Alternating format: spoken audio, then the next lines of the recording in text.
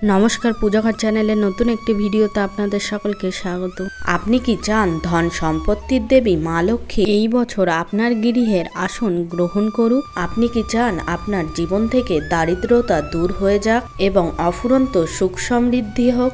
যদি কোজাগরী লক্ষ্মী পূজার পুণ্যফল পেতে চান, মা লক্ষ্মীর আশীর্বাদ সম্পূর্ণরূপে লাভ করতে চান, তাহলে এই ভিডিওটি মনোযোগ সহকারে দেখুন।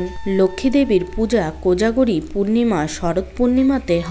শরৎ পূর্ণিমা মানে চন্দ্র দেবতাকে পূজিত করা হয় এবং এর সঙ্গেই মা লক্ষ্মীরও পূজা করা হয়। আমাদের হিন্দু পুরাণ অনুসারে মা লক্ষ্মী দেবী হলেন ধন সম্পত্তি ও ঐশ্বর্যের দেবী, আর লক্ষ্মী দেবী হলেন ভগবান শ্রী নারায়ণের স্ত্রী, অর্থাৎ নারায়ণের সহধর্মিণী।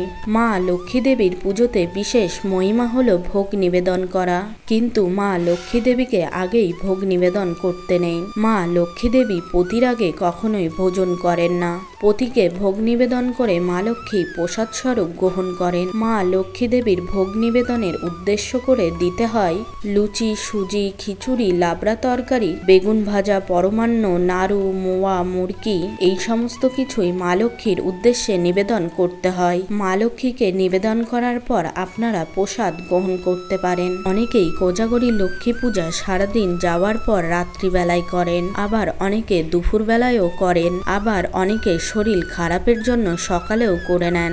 কোজাগরী লক্ষ্মী পূজার সবথেকে উপযুক্ত সময় হলো সন্ধ্যার সময়। সমস্ত কিছুই বজায় রেখে ভক্তি ও নিষ্ঠার সঙ্গে মা লক্ষ্মী দেবীর পূজা করতে হয়। মমতাময়ী ও দয়াময়ী বলা হয় মা লক্ষ্মী দেবীকে।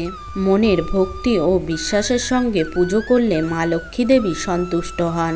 মা লক্ষ্মী দেবী ও অলক্ষ্মী দেবী হচ্ছেন দুই বোন। যে বাড়িতে শান্তশিষ্ট ভক্তি, বিশ্বাস ও পরিষ্কার পরিচ্ছন্ন বজায় থাকে, ঝগড়া, অশান্তি, চিৎকার চেঁচামেচি থাকে না, সেখানেই মা লক্ষ্মী দেবী বিরাজ করেন।